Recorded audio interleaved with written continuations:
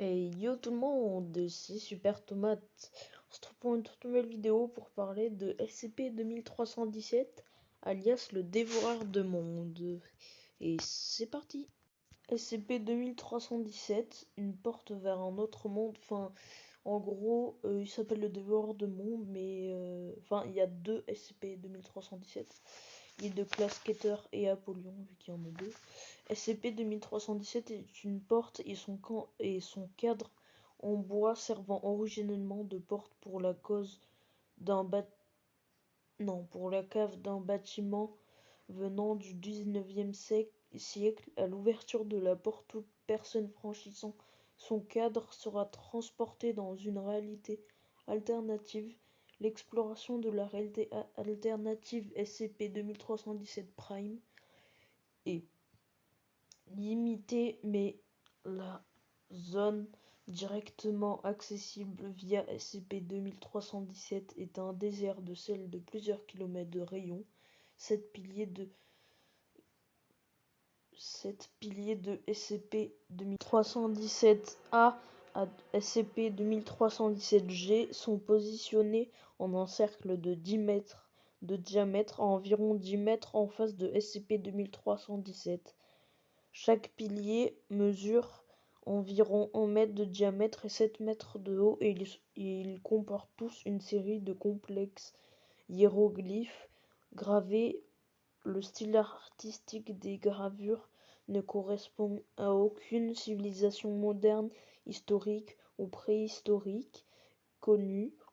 SCP-2317-AG s'étend 200 mètres sous la surface du sable et jusqu'à l'intérieur de SCP-2317-H.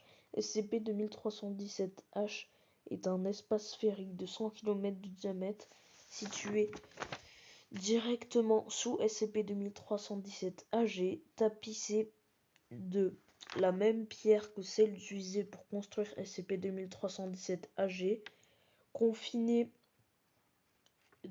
à l'intérieur de 2317-H se trouve SCP-2317-K. Par la suite désignée entité, les informations suivantes ont été obtenues par l'analyse sismique et radar de pénétration du sol ainsi que par observation directe. L'entité apparaît être une créature humanoïde obèse de proportions immenses. La hauteur estimée en position debout et droite excelle 200 km. Les cornes ressemblent à des branches d'arbres émergent de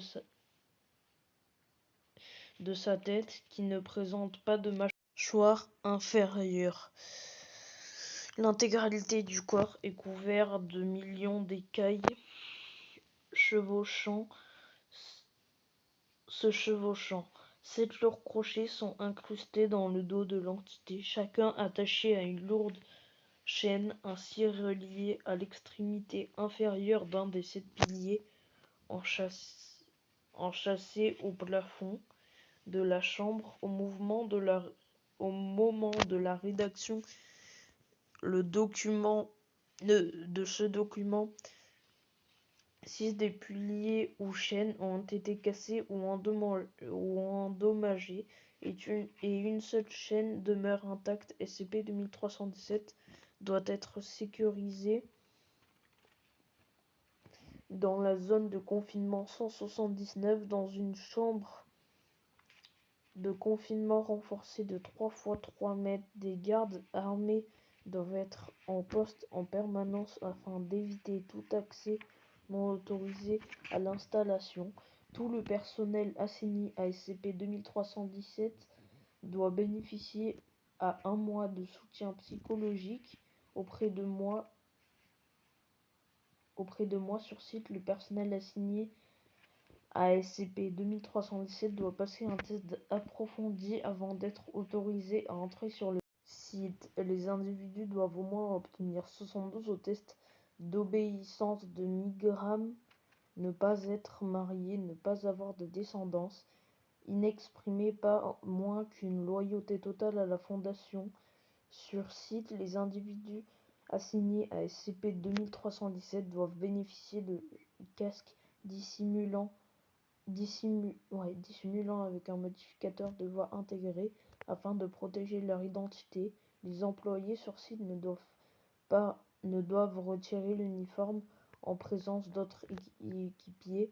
Les heures de permission doivent être passées seules dans les quartiers privés. Un équipier de créditation sécurité 2317 sera désigné chaque mois comme membre personnel classe D